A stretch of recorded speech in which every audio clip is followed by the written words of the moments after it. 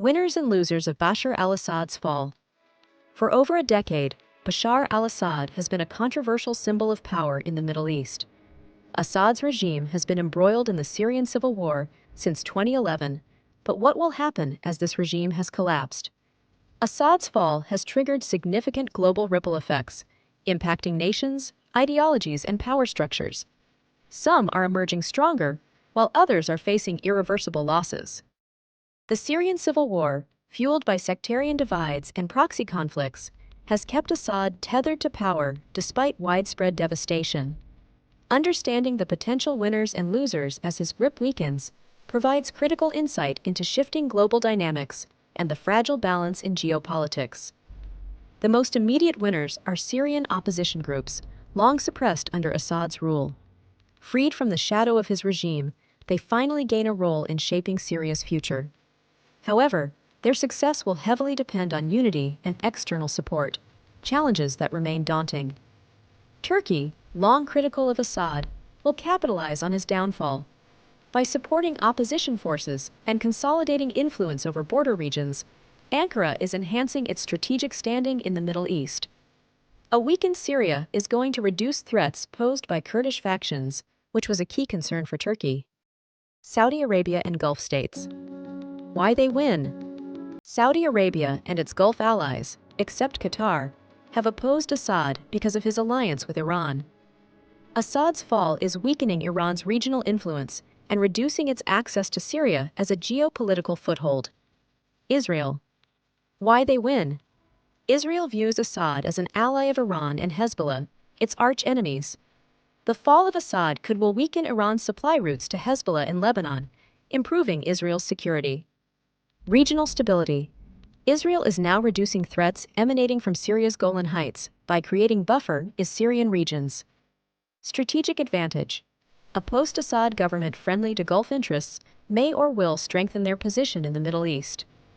Western nations, particularly the United States, are viewing Assad's removal as a win for democracy and human rights. What we are looking forward to is the post-Assad Syria that may align more closely with U.S. foreign policy objectives, opening opportunities to challenge Russian and Iranian influence in the region. Kurdish forces, mixed. Why they win? The fall of Assad may now allow Kurdish forces in northeastern Syria, for example, YPG/PKK-linked groups, to strengthen autonomy in their regions. Caveat: they could face renewed pressure from Turkey or rival Arab groups post-Assad. The losers of Assad's fall. The first, Russia. Why they lose? Russia's military and economic intervention in Syria has propped up Assad. His fall is now undermining Russia's strategic foothold in the Middle East, including its naval base in Tartus. Geopolitical defeat. Losing Assad weakens Russia's role as a power broker in the region and diminishes its credibility as a global ally. For Iran, Assad has been a key conduit to Lebanon's Hezbollah and access to the Mediterranean coast. Losing Assad's regime is weakening the strategic Shia crescent, and now leaving Tehran scrambling to maintain its influence amid an increasingly competitive Middle Eastern landscape. China, indirectly. Why they lose? China has quietly supported Assad as part of its strategy to counter Western influence and gain access to reconstruction contracts. Assad's fall now is a setback to China's economic and political ambitions in the region. Alawite community in Syria. Who they are. Assad belongs to the Alawite sect, a minority Shia group in Sunni-majority Syria. Why they lose. The Alawites' close association with Assad makes them vulnerable to retribution from Sunni opposition forces as he has fallen. They may now face displacement, persecution, or genocide. Neutral or mixed outcomes. Syrian civilians. Potential gains. The fall of Assad may end years of brutal conflict and authoritarian rule, giving hope for rebuilding and reconciliation. Risks. As there is a power vacuum, this may worsen instability, prolong suffering, and deepen humanitarian crises. Extremist groups. Why they benefit? Groups like ISIS and Al-Qaeda affiliates may now exploit a leadership vacuum to regroup and expand territorial control. Why they lose? If a strong Western-backed coalition replaces Assad, extremist groups could face renewed crackdowns. A fractured Syria post-Assad may create a vacuum, giving space for extremist factions such as ISIS to re-emerge. This would undermine global anti-terrorism efforts, rendering the region volatile and threatening global security.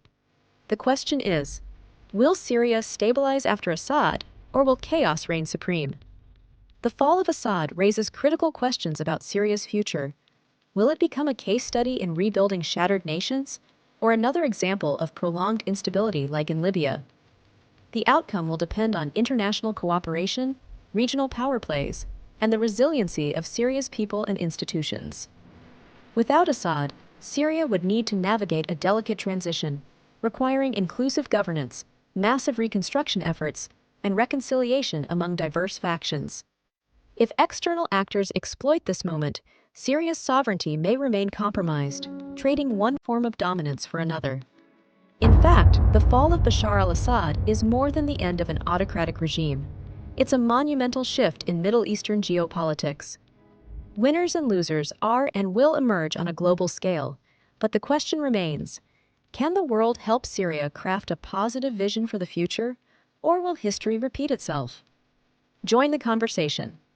Share your insights on Syria's potential trajectory, examine the power players at work, and analyze the evolving dynamics. Whether you're an analyst, policymaker, or curious observer, understanding these changes is critical. Like, share, and subscribe for weekly deep dives into global politics. You won't want to miss a thing. This is Wisdom Tales of Change. Stay tuned.